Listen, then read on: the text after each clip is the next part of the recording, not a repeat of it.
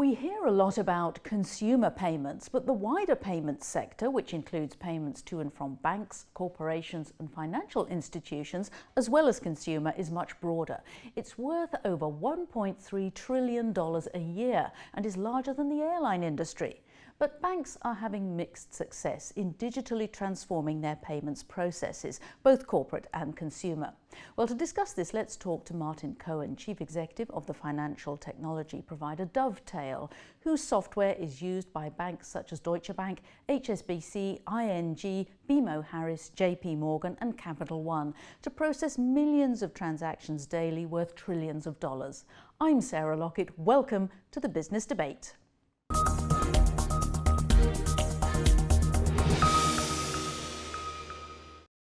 Martin, welcome to the London Stock Exchange studios. Thank you, Sarah. It's good to be here.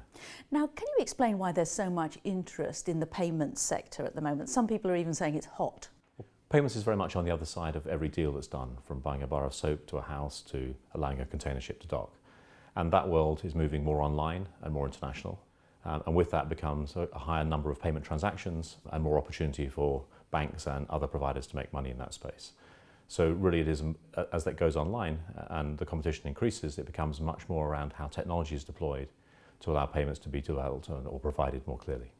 And as I was saying in the introduction, banks are making mixed progress in modernising their payments processes. What is it that marks out the banks that are going to be successful in this? Well, in a market that's changing in such a sort of rapid way, it's very easy for a bank to sort of make the mistake of jumping on the next new thing. So the banks we see that are succeeding are the ones that have a clear strategy of how they want to operate in the new world and laying out an ability to develop their payments and their infrastructure for handling payments that allows them to be 24/7, to support multiple clearings, to allow them to provide APIs to their clients and handle the enriched data that allows them to provide value to their clients. And the banks that focus on that really position themselves so they can become more strategically agile, so they can react to the changes that then come through in the market. And you mentioned agility, but banks aren't able to be as agile as some of the fintech startups. So how would you say that they can compete?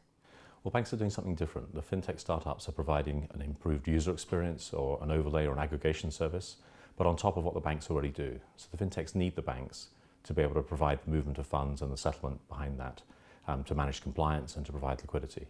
So banks really have a much more solid, they're providing the hard piece underneath the fintech experience. So the challenge for the banks is not the fintechs themselves, but it's modernising the infrastructure they have underneath and how they deploy that to provide a competitive position in the market. And if modernisation really is the key to success, why aren't all banks doing it? Because it's been difficult. Because it's really like doing open heart surgery on a patient while the patient's running.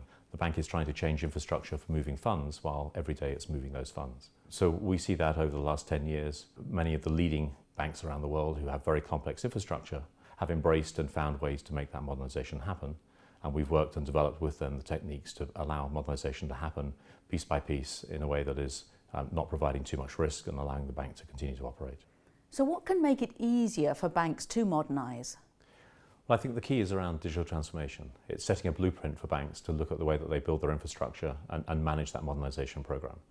So in that world, we're very much seeing that the enterprise layer, the back end of the bank systems, is moving to proven software like ourselves, and it's giving the banks the ability to be able to handle compliance, move money safely, keep up with clearing changes and the regulatory changes in the market.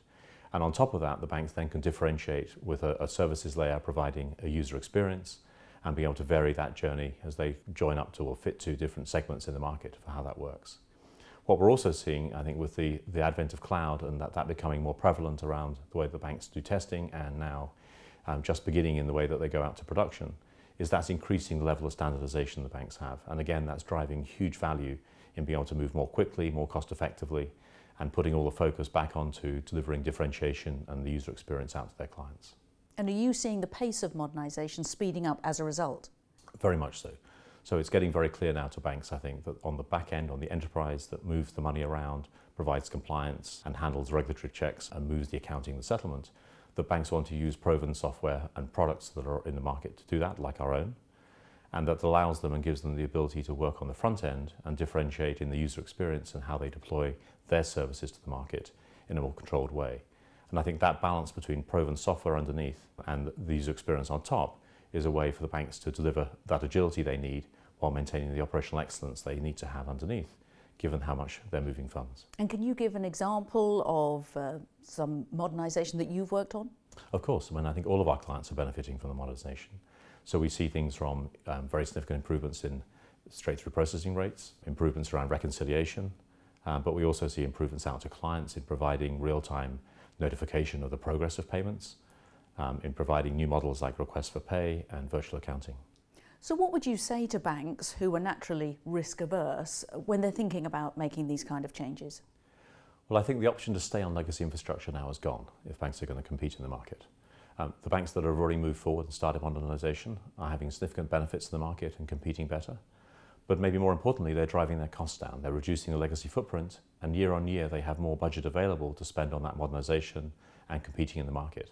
So the longer banks wait to start that program, the further behind they're falling and the harder it is for them to catch up.